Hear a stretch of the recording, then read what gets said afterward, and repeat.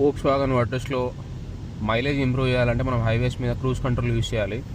Cruise control ఎట్లా use చేయాలంటే మనకి ఇక్కడ క్రూజ్ సింబల్ ఉంటుంది ఒకటి, ఆ క్రూజ్ సింబల్ మీద క్లిక్ చేస్తే మనకి ఇక్కడ క్రూజ్ సింబల్ ఇక్కడ కనిపిస్తుంది.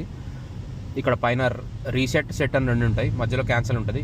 సెట్ బటన్ నొక్కాలి. సెట్ బటన్ నొక్కితే ప్రజెంట్ మనం ఎంత అయితే స్పీడ్లో వెళ్తున్నామో అంత స్పీడ్కి క్రూజ్ సెట్ అవుతుంది. ఇక్కడ చూడొచ్చు మీరు 43 km/h స్పీడ్లో ఇప్పుడు నేను క్రూజ్ సెట్ చేసిన cruise control. So without any acceleration దానంతలో వెళ్ళిపోతుంది. అండ్ మీరు స్పీడ్ ఇంక్రీజ్ చేసుకోవాలనుకుంటే ఇక్కడ నుంచి ఇంక్రీజ్ చేసుకోవచ్చు, ప్లస్ మైనస్ నుంచి. ఇప్పుడు 50కి పెట్టినా నేను, నెక్స్ట్ 60 ఇట్లా.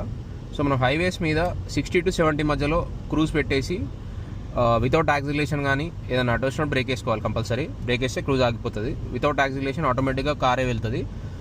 ఇట్లాంటి సిచ్యువేషన్లో నేను ఆల్రెడీ మైలేజ్ చాలా ఇంప్రూవ్ అవ్వడం అనేది నేను గమనించిన.